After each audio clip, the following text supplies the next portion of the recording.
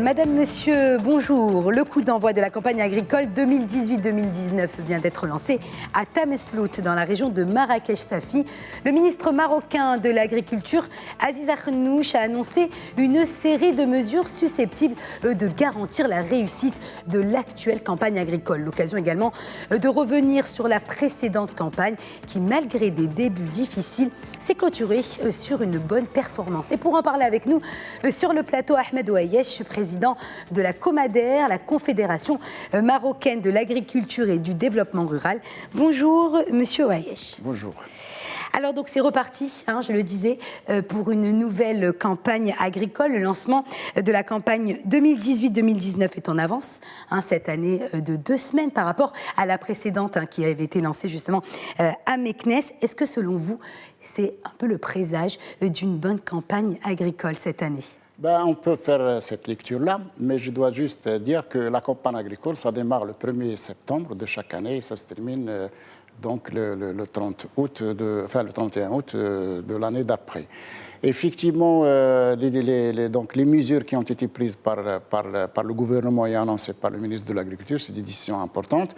Et il a été jugé utile donc, de les faire savoir aux producteurs, de les faire savoir aux opérateurs pour qu'ils prennent les dispositions donc, nécessaires. Et l'année dernière, il y avait un petit retard. Comme vous le savez, il y avait un retard aussi des pluies. Et malgré tout ça, comme vous l'avez dit, on a quand même réalisé une campagne exceptionnelle. Alors, on a, l'année dernière, été exceptionnel, puisque des rendements ont avoisiné les 100 millions de quintaux. Et l'année d'avant aussi était une très très bonne campagne, ce qui fait que cette année, le défi, il est là. Comment faire? Et ça va être la première fois dans l'histoire du Maroc agricole. Est-ce qu'on va réaliser 3 campagnes agricoles successives excellentes? Le défi, c'est là où ça réside. Donc c'est tout à fait normal que le ministre est très pressé et tout le monde était sur la ligne de départ. Tout le monde piaffe pour démarrer cette campagne dans de très bonnes conditions. Alors revenons à présent justement sur les mesures qui ont été annoncées, notamment la commercialisation de semences à des prix de vente subventionnés. Alors est-ce qu'il s'agira de semences sélectionnées et comment cela concrètement va-t-il s'appliquer ?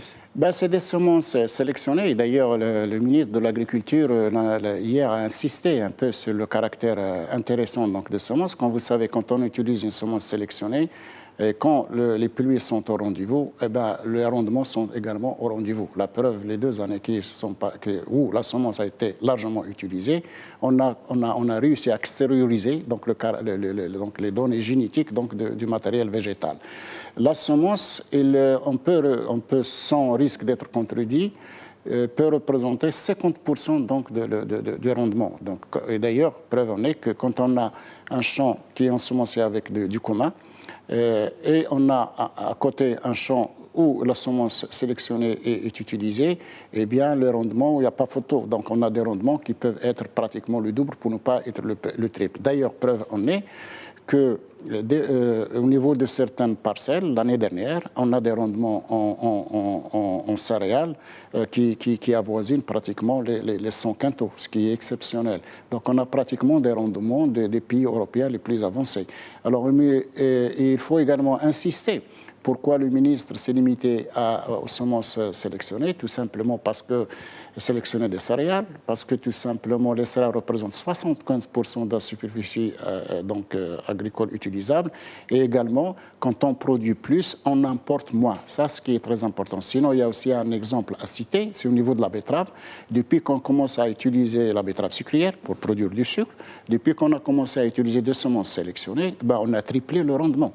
Alors, au début, on a des rendements de 4 tonnes à l'hectare, disons 5 tonnes à l'hectare sucre extractible. Aujourd'hui, nous sommes à 15, avec des pointes de 18, donc des pointes qui sont supérieures au rendement français, pour citer donc le pays le plus avancé donc dans la production de betterave. Très bons résultats. Et justement, on parle aussi de production record, voire même historique, qui sont attendues cette année pour les olives et les agrumes. Le ministre de l'Agriculture, Aziz Akhannouch, l'a annoncé également lors du lancement de la campagne. La production des olives devrait ainsi atteindre un record de 2 millions de tonnes pour une superficie productive de 957 000 hectares pour être précise, soit une hausse de 22,3% par rapport à la campagne précédente. Alors comment on peut l'expliquer ?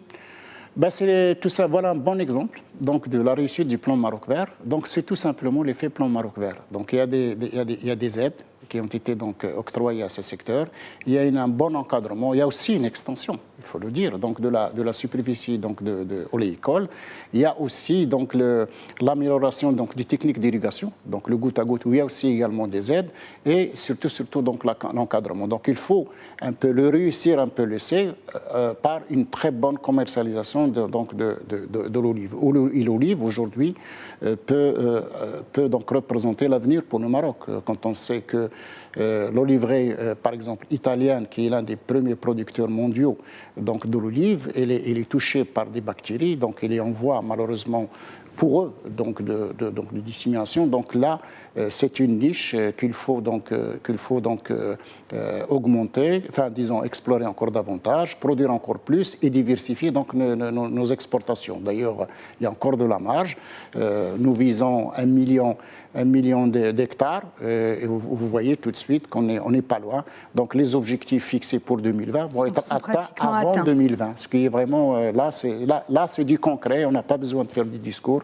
Le résultat, il est là. Le résultat est là. Alors justement, quelle autre mesure phare, selon vous, pourrait véritablement assurer le succès de cette campagne, par exemple au niveau de l'agro-industrie? Ben, au niveau de l'agro-industrie, je rappelle déjà pour les personnes qu'ils savent, et j'informe ceux qui ne le savent pas, qu'il y a un contrat-programme vraiment structurant qui a été signé en avril 2017 qui se rapporte donc, à l'agro-industrie. Ça veut dire l'agro-industrie, c'est la valorisation de cette production. C'est vrai, c'est très bien, nous avons produit plus de céréales, nous produisons plus de l'olive. Vous l'avez bien cité, un très bon exemple. Nous produisons aussi beaucoup d'oranges, beaucoup de primaires, beaucoup de viande. Donc le plan Maroc Vert, à un moment donné, il faut qu'il valorise cette production avec plus de valeur ajoutée, diversifier les exportations, les destinations, etc. Donc ce plan Maroc Vert, il va durer à peu près dans les 3 ans. Donc il a été signé l'année dernière et jusqu'à fin 2021 avec quand même une enveloppe budgétaire assez conséquente, plus de 12 milliards donc, de dirhams qui vont être injectés dans ce secteur cette activité elle est transverse, donc ça touche pratiquement la majorité des filières. Et il faut aussi préciser que sur les 12 milliards, l'État n'apporte que 4 milliards. Donc ce n'est pas vraiment une subvention, mais c'est une incitation à l'investissement. C'est-à-dire que ce sont les opérateurs qui vont financer, qui vont mettre la main à la poche donc pour faire les investissements. Ce plan il est en train de se décliner en région. Il y a déjà devant Sa Majesté, le plan de Souss-Massa a été signé. Donc il y a une déclinaison avec toutes les mesures d'accompagnement.